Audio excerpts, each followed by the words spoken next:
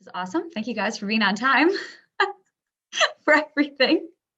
All right, let's jump into this. So I'm Jenna. I work at the Tranel Financial Group, specifically in the marketing department. Today, I have Tyler Braun, financial advisor with the Tranel Financial Group for about 10 plus years, 11 Yep, years? going on actually 13 years now. 13, okay. Yep. Seems so much more seasoned than that. So I want to talk to you guys today about some of the questions we've been getting from our clients, right? A lot of the time in the summer, it's a little bit of a seasonal downturn, but our meetings have stayed fairly consistent and pretty high through this time as we're coming out of the pandemic. And we're getting a lot of questions, right? And obviously, if we're getting these questions in one-on-one meetings, right, we want to make sure that they're addressed with everyone. If someone's thinking it, you guys are probably thinking it as well. So we thought we would at least have an open webinar or virtual classroom to talk through some of these and have Tyler answer these questions.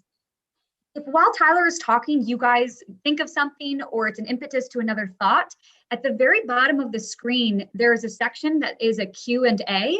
Please feel free to submit your questions that way. You can also submit the questions via the chat function as well. I will be monitoring them throughout the webinar. If we get close to time, I wanted to let you guys know that if your question is not answered, please expect an answer within the next probably 5 to 6 hours to make sure that that's available. So I do want you to know if we do not get to your question today, it will be answered right after the webinar. So actually, Tyler, I'm going to turn it over to you instantly. We're just going to jump right into this. Absolutely. One of the biggest questions we're getting right now is what is going on with the market? What is happening with the market right now? Well, that's a loaded question to start, Jenna. Big So question. didn't hold back any punches when you come out with that. So Nope. what we're seeing in the market is a really nice uptick here the last 6 months in particular. We had an immense amount of volatility in 2020, mainly driven because of the pandemic, right? I mean, if you think back, even though it seems like light years ago, right? 18 months ago, we were just starting this whole pandemic process and conversation. And in January of 2020, we actually passed the phase 1 China trade deal, and the market was actually at a point of euphoria, right? We saw an uptick in the first month there of 2020 in January, where the markets performed really, really well, and it was a euphoric feeling, and we were headed into the uncertainty of elections and so forth, and that was kind of the talking point. And then all of a sudden, boom, like just like a ton of bricks, we saw the pandemic come in, and we saw shutdowns across the world, not just the United States. We saw supply chains disrupted. We saw businesses get shut down and stopped. And the market reacted very negatively, right? We saw one of the fastest sell-offs in 2020 in the history of the United States, right? A 35.5% pullback approximately in a 3.5-week time period. A little bit of shock and awe, right? So everybody took it on the chin as a whole, but the market, is very strong. The U.S. economy is very strong. We saw a heck of a nice recovery. Now, some of that is due to, stimulus that was infused into the market, which I know you had listed some questions that people had sent over previously. So we'll talk more about stimulus and inflation and so forth in the future here with some of those questions. But, the government really stepped up as a whole, right? And we started to back that. So we saw the continuation of quantitative easing, which is basically keeping interest rates low, which helps consumers with more money in their pocket. If you're spending less money in interest, right, you have more disposable income to spend. We saw multiple stimulus checks come to individuals, which also drove spending up, and it drove savings up at the same time. So, it's a win-win from a consumer standpoint. And we saw businesses start to operate differently. And whether that's a new normal or not, we can talk more about, but they operated differently. And it really helped continue to see this expansion that we're seeing as we're starting to come out of the pandemic. So, what I've been telling clients for what's going on in the market, we've got a huge desire and demand to do things, right? People were at home for a year, 18 months. They didn't go places. They put traveling off. They put vacations off. Things that they wanted to do, they didn't. And they have a huge thirst and demand to do it, right? They also saw, people feel like they lost a year. I didn't get to do these things. I only have so many years left, right? So they want to do things, right? And the main driving force of the economy and growth is consumer spending. So you have the demand and desire to do it. right? You're seeing cash on hand because of stimulus, and people didn't spend as much last year during the pandemic, where they have cash on hand at the highest level in decades. So they have the money to spend. And now we're starting to see that come to fruition, right? Where they're starting to spend that, and earnings have been reported and been very positive here, the first roughly 6 months of the year. So that's the driving force that we're seeing behind the economy right now. And there's plenty of things to watch out for, which I'm sure you're going to have some questions on here coming up. But no, overall, it's been a great uptick the first 6 months of the year, mainly driven by consumer spending and that demand for people to go do things post-pandemic. So you talk directly to, right, the driving force. Does that have any correlation to the inflation that's happening right now? Great question. So yes, in a nutshell, yes, right? Inflation is the cost of living going up, right? And we saw that in a nutshell over the last few years, like home sales, for example, right? It's driven by supply and demand. Right. And the demand is so strong and there's not a supply of homes. So what does the cost have to do, right? It has to rise. There's more people trying to buy less homes. So you have to pay more money, right? It's the same thing with goods across any industry, right? So as we talked about before, there is a huge demand for goods. So people want to travel, people want to buy a car, people want to buy things, and they need to buy things. And like any recovery, right? You have to spend money throughout the recovery, right, to buy goods. And that's the demand that we see. But there was one of the largest disruptions of supply chain ever, right, in the course of the pandemic. So think of, it's a world economy at this point.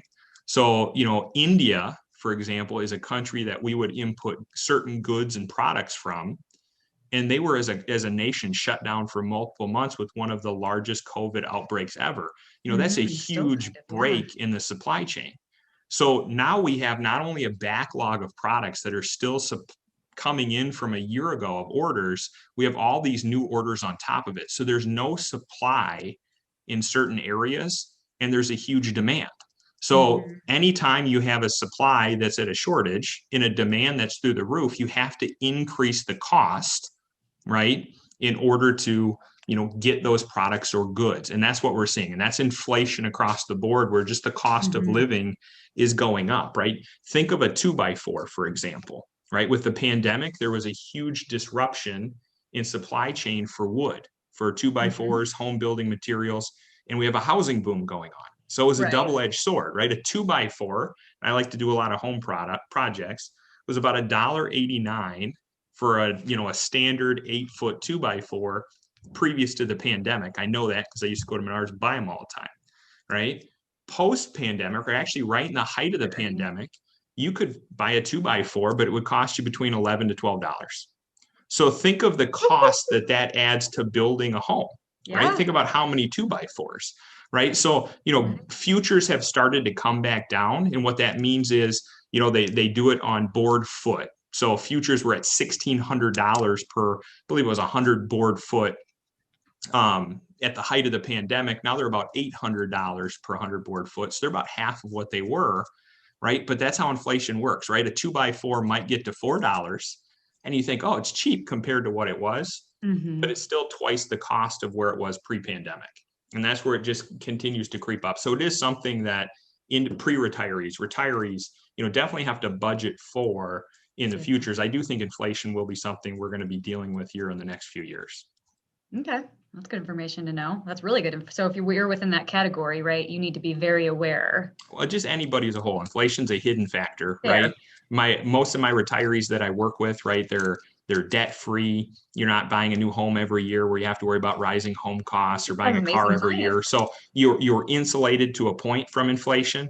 But yeah, grocery bills go up, home buying materials, anything like that, I would expect it to increase over the next few years. Okay. Well, thank you for that. So I'm actually going to switch gears off of inflation, still integrating more with the government aspects of things. So one of the questions that was actually submitted by another advisor that he had been receiving a lot was specifically towards interest rates, right? Yeah. Interest rates in the economy, and that's something that they've been receiving a lot. Can you go in depth on how interest rates coincides directly with the economy? Yeah, absolutely. So you said you're going to shift wheels off of inflation, but interest rate is a direct correlation to inflation, right? So that's the nerd in me just bringing it full circle for you. Interest rates are something you hear about in the news all the time right now. Oh, yes. Right. I mean, every quarter when the Fed is talking about possibly rising interest rates, most people are saying, what does that mean? And why does the stock market react the way that it is? So when the market is in what they call recovery, right, the federal government tends to keep interest rates low. And the reason that they keep interest rates low is consumers as a whole pay less interest to credit cards. They pay less interest on their mortgage. They pay less interest on cars. Any type of disposable or reoccurring debt that they're paying interest on, they're paying less, which means they have more money in their pocket because they're paying less interest on expenses. When you have more money in your pocket, economists and the government know that 90 cents out of every dollar you have, you're going to spend. So it increases spending, which grows the economy. And that's what we've been seeing. And that's why the government has been keeping interest rates low, is to help spur spending because people have more disposable cash flow. When the economy continues to recover and we start to see that demand get very, very high, like we've seen, the economy can overheat through inflation. The only ammunition that the government has to curb or slow inflation is to increase interest rates strategically.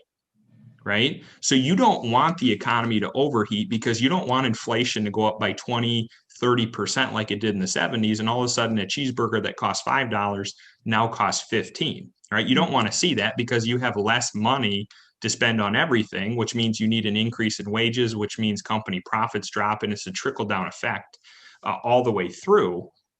But ultimately, what the government does is they start to strategically increase interest rates. So mortgage rates go up, right? Credit card rates go up, car loans go up. What they're doing is the average consumer is spending more on their debt, so they have less money to spend on the consumer side, and they're strategically starting to slow the economy to curb inflation. So it coincides directly with the economy's growth and the pace that we're on. It also coincides with the inflationary factors that we're seeing. And that's why when you hear in the inflation, inflation's going up and so forth, when the Federal Reserve is talking about increasing interest rates, they're talking about doing that to curb that future inflation or keep it under control going forward. I hope I explained that okay. Yes, I think that's a great answer. Someone actually just emailed me, so that is another way to communicate to me as well during this live Q&A. But someone just emailed me as well and asked, do you think interest rates will go up? Yes, I do. So, I mean, we're at rock bottom right now. We're not at historic lows, but we're pretty darn close. I mean, the interest rates really can't drop much more than where we're at. We cut them to almost zero during the pandemic. I mean, we would have to see negative interest rates, and there's only a few countries in the world that have ever done that. So it's not something that I personally would want to see us do. Certain economists do want to see that. I personally don't love the idea. But ultimately, interest rates will have to go up, right? If inflation truly is a factor that we're seeing and we're starting to see, then they're going to have to increase interest rates at some point. But don't let that scare you, right? So think about it. If you have no debt and you pay your credit card off every month, rising interest rates isn't a huge factor to you directly. Right. So what I mean by that is you might get more money in checking, you might get more money in savings. It'd be really nice to see CD rates at 4, 5, 6% again, where you could park some of that emergency fund type money and actually get a return on it. So there's some positives behind interest rates going up. It's healthy for the economy. It means we're in a strong economy if we have to do that. So I'm not adverse to it. Now, do I want to see interest rates that go gangbusters? No, right? That's not good for businesses either, as they're, taking debts out and paying a higher interest on that. And if there's any questions that come, I could talk interest rate correlation with different sectors of the market and go through all that as well. So if you do have that question, just click the Q&A below, and I'm glad to go into detail about it. But ultimately, when we look at that, I do believe that interest rates will go up. The Fed has announced that most likely 2023 is their best estimation currently for when they start to see those rise. And that was an estimation they put out there. And I do appreciate the Federal Chairman Powell. He doesn't leave a lot of guesswork. So in the past, it's been almost like you're on pins and needles every quarter. Like, what are they going to do with interest rates? No, they're trying to create certainty and lay out future prediction so people can better game plan for that going forward. It takes some of that volatility out of the markets. That's interesting. That's really interesting. Yeah. Okay. Okay. Wow. I learned something new for that. So my next question to you, Tyler, is why did we see such a strong recovery last year, even though that pandemic is to a certain degree almost in effect still, right, as we're coming out of it, but we saw a strong recovery through a pandemic, which is an odd phrase to say. Well, a few different reasons, right? So human emotion is tied to it, right? So we saw, in my opinion, we saw a very, very large knee-jerk reaction in the first quarter, right? The market sold off by almost 40% when we were at record high or record low unemployment. GDP was growing. All of these positives that were out there, and all of a sudden, within 3.5 weeks, we just dropped 40% due to a shutdown, right? So there was a lot of shock and awe that occurred. People were scared, right? When I say people, businesses. So yeah, that occurred, and the turnaround was fairly quick, right? And the reason that it was quick is we saw stimulus come through, right? So we're not going to get political inside of this because there's been stimulus from the Trump administration, and there was stimulus from the Biden administration. So stimulus around as a whole was a consensus, regardless of what party you're affiliated with, and they really infused cash flow. I mean, $7 trillion in economic aid over the last 12 months. I mean, that's whether that's the right number or not, that's up for debate. That's a record amount of cash flow that we infused into the economy. So you think about when people needed cash in hand to continue spending, the government literally infused that into the marketplace to allow that spending to continue. And that's what sparked and spurred the continued growth. So their hope and anticipation, and we've started to see that in the first quarter, is people have had this disposable income, right? So think of the 80-20 rule, right? So 20% of the people that received stimulus, right, spent it right away. They lived paycheck to paycheck, might have had $300 to their name. They got the stimulus, they spent it. That kept consumer spending at a certain level, because even retirees, right, they're on a fixed income for the most part. You got your pension, Social Security, maybe RMDs, right? So you're still spending through the pandemic. You just might not be spending as much, right? So we saw discretionary goods go up. Utilities continue to rise. We saw, any type of area that had to do with disinfectants or healthcare that rose, right? So those areas appreciated in value. And now we're to a point where those people that didn't spend the stimulus are spending it now. Gotcha. Right. So now we're seeing that continued growth, and the people that didn't need to spend the stimulus because they had 10 or 20,000 in their checking or savings, right, that saved it, they're not only spending the stimulus amount now, they're spending 3 or 4 times that amount, right? Because they want to do these things that they've been delaying, and that's the continued growth that we've seen. And then, technology sector went gangbusters, right? It forced people into the technology era that might not have been there yet. I think of a company like Zoom, who was really just starting in, they're known by everybody, right? It's like the term Google now. You hear Zoom and you just immediately think, oh yeah, it's a teleconferencing, software, where you never would have said that a year ago. So it did spark some change that way. Okay, that's a great, okay. So as we continue to come out of the pandemic, right, where I know that we're not fully out of it, but we are coming out of it, right, as we continue to get vaccinated, things continue to open as is, right? The market it's going well. Is this a good time to get into the market if anyone has that extra cash on hand or would like to invest? Great question. I get that from a lot of people, right? With markets being, close to highs, and, market only has to move 1 point to be at a new high from its previous high. So just remember that, right? So the risk with getting into the market, or the risk with any investment, okay, is not when you get in, it's when you get out. So you got to think of your time horizon. Don't think of the underlying investment. If the underlying investment is a good, solid investment, and you look at it and you say 10 years from now, this investment's going to be worth more, then than it is today, it's a good investment to get into, right? And there are sectors and in companies that are very attractive right now to get into. Absolutely. right? The risk is when you get out of that investment. And that's the handling of the emotion, the handling of the timing that you really have to pay attention to. So, if you're going to buy into the Dow, right, just as the index and get out a year later, right, the risk is that it could be down or it could be up, right? I mean, you have a year timeline. You're really, grasping at straws, hoping and nobody truly knows where the market's going to go one way or another, right? If you're buying into an index and you're going to hold it for 10 years, odds are that it's probably going to be higher, right? And that's just looking at statistics and historical data and so forth. So you have time on your side to allow you to mitigate or reduce that risk. So just like anything, whenever I'm talking to a client, it's all about the timing and really what the time horizon is that you're looking at for the future of that investment, how you would want to treat that money and where and how you'd want to invest it going forward. And I hope that wasn't too much of a, political answer and a roundabout, but no, it's all about the timing that it comes down to. Okay. That's awesome. Okay. So we had another question in that I'm looking to get raised his hand. My next question to you. So this is a very open-ended question. So I do apologize if you're going to go down a different route, but it says, what are you, like specifically as a financial advisor, what are you looking at right now? So we can kind of get in your head to see how you analyze, how you perceive things of that nature. What are you looking at right now?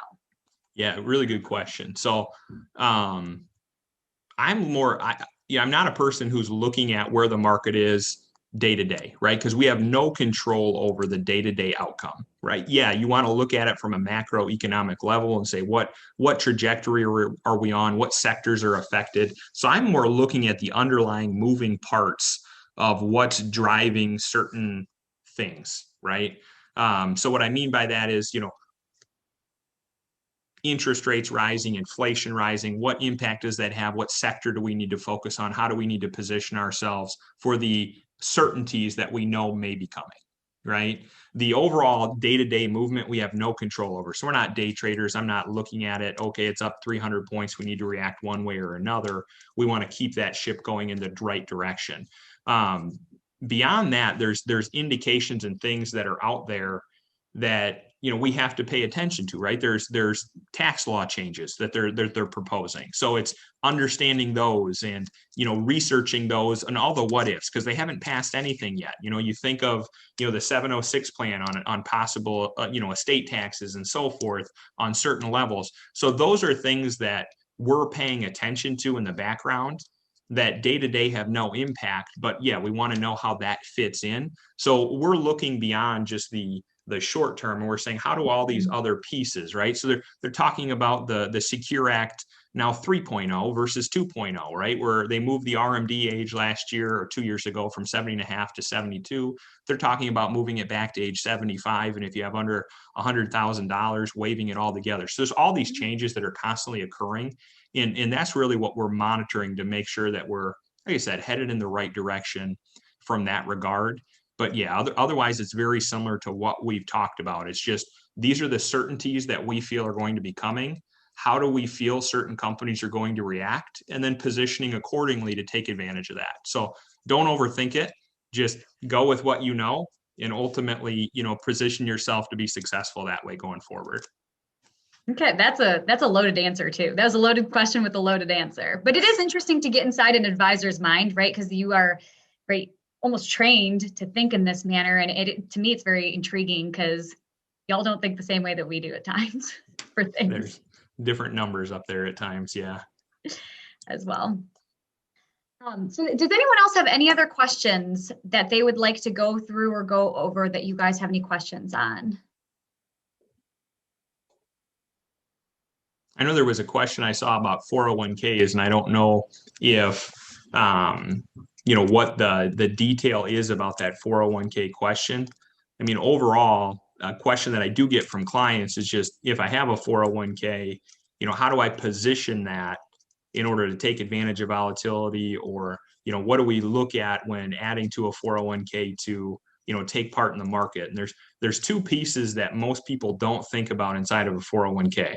There's your current holdings, which is literally what you've added to the 401k up to this point. And then there's future contributions, right? And that's the money you haven't added yet.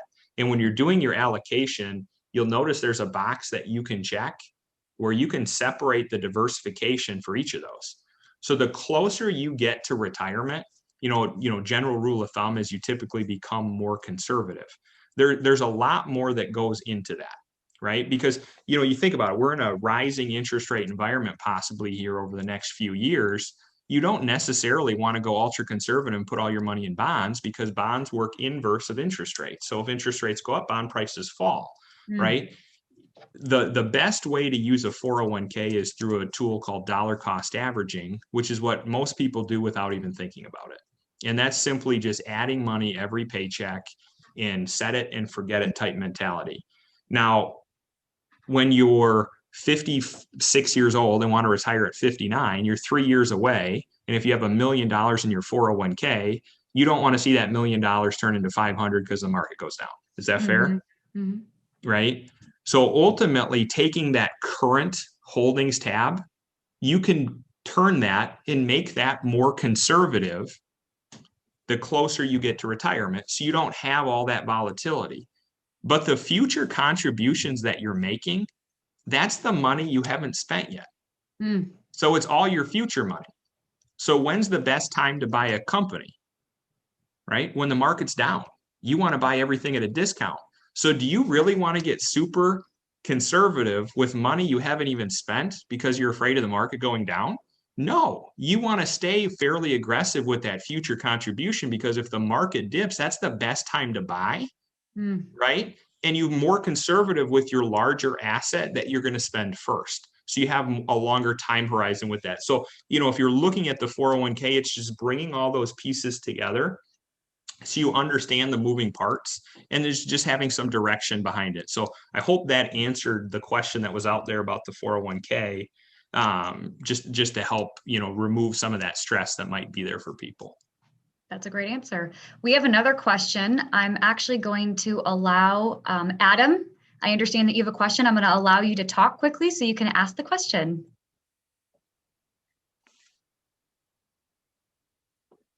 Can you hear me? I can hear you. Great. I just wanted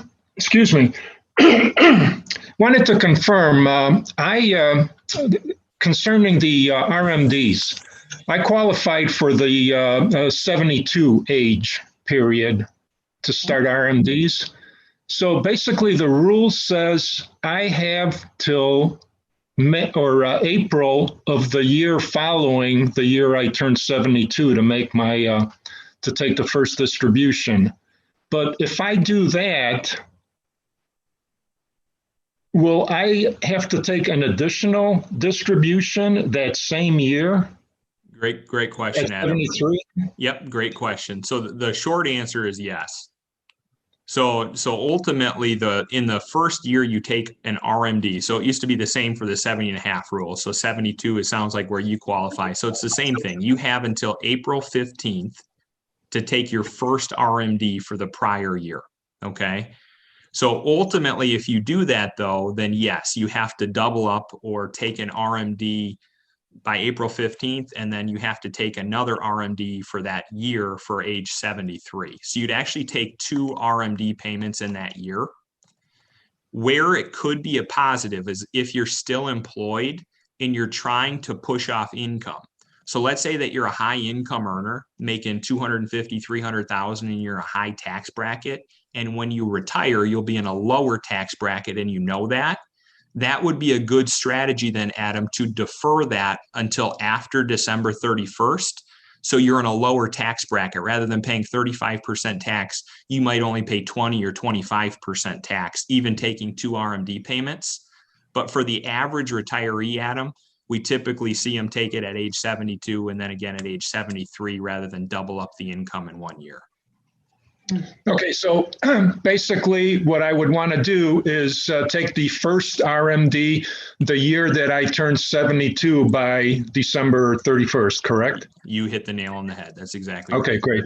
Thank you. You're welcome. right. Our next question that we have is, should I invest more in the market or real estate? Wow. Okay. Not And all then real there's a estate. follow-up, or Okay. both. Or both. Okay. Not all real estate is created equal. So I will put that out there. And I personally own real estate, right? And do rentals and things like that. So I don't want to tell you that it's not a good investment, because it can be a very good investment, right? When we look at the items that are out there, real estate as a whole has continued to grow, right? And you don't want to be on the wrong side of timing that. So it comes down to what your goal is with the real estate and what your timing aspect is. If it's a real estate where you just want to buy and hold, or you want to flip, there's not a lot of people that are continuing to do house flips right now, because they're having difficulty finding them at the value where they can make their margin. Okay. Now, if you're looking at rental, typically if interest rates rise and the cost to hold a property goes up, rent goes up. Right. So it's more of a long-term play. And that's where you can build real estate in as a hedge, right, to the market. It's just a diversification tool. Real estate's a hard asset. So if inflation takes off and goes crazy, typically real estate will go up with inflation, which would drive the value of that building or complex or whatever you're purchasing up with it. You know, I have a lot of clients that are looking at second homes right now. And that's all about what their goals are as well. If it's a house, and this is the way I put it with my clients, if it's a house that you're looking to buy for 1 or 2 years and test out the market, you're taking some risk, because the market is at a high compared to where it was, and we're in a low interest rate environment, which has spurred more people to finance. If interest rates go up, people have less disposable cash flow, which means they can afford less of a mortgage. Right? So they can afford less home. So ultimately, if you're a short-term investor buying a house for 1 or 2 years, you know, I probably would gear away from the real estate side, and everybody's different. So, you know, obviously we can go through that further in detail, but if you're buying a house, you're going to hold for 10, 20, 30 years. With and a it's renter? going to be, not even as a renter, second home. Right. What about if you had a renter though? Like, what if you're looking to use it more of as an investment to put renters in there? Same thing. If you're going to hold it, same thing. Right. So the way you got to categorize is it as a use asset, right? Or is it just an asset, right? So a use asset is something that you would hold and enjoy. And if that's the case, it doesn't matter if you paid 10% more because you're enjoying it. And ultimately, it's not something that you're building into your retirement plan. You're buying it to use it, right? Buying a second home to enjoy it, buying a lake home for the memories it gives the family. So with a use asset, you have more flexibility, okay? With an asset, meaning you're buying a rental property, yes, you want to purchase it right. You want to run the math, make sure that your rent is going to be in line. But it's the same thing. If you're going to hold it for 10 or 20 years, right, run your break even on what your numbers need to be. Anytime you're doing real estate, it's a numbers game. You need to get the return that you want on paper for the risk that you're taking for the real estate, for tying up your money into an illiquid investment. So it's all about the ROI when you break it down that way, or return on investment. Okay, awesome. Awesome. That looks to be all of the questions that we had. If there's something that comes to your head at a later point throughout the day, please feel free to email myself or Tyler, and we'll make sure that we answer your questions for you as well. So thank you so much, Tyler, for expressing your wisdom and knowledge. What'd you say, Tyler? I said thank you, and just thanks for all the questions that came in. And I enjoyed this, and I hope you guys enjoyed it too. And if you have any feedback for us, or you'd like to do this again, please let us know. We want this to be really beneficial for you guys as well. Absolutely. Absolutely. So thank you to everyone who attended. If you have any further questions, please feel free to reach out. I did want to let you guys know, as well as working with the Tranel Financial Group, you have the opportunity to also utilize Cubs tickets that we have. It is a first come, first serve basis. So if you guys are interested, we have 2 Cubs tickets around section 200. I believe it's 210 is where it's at. We have 2 Cubs tickets with a parking pass. If you guys are interested, again, it's first come, first serve. Please feel free to email me or call into the office, and we are super happy to give you a pair of tickets. So thank you guys so much. Have a great day, and we look forward to hearing any follow-up. Thanks, Jenna. Thanks, guys. Bye. Bye-bye.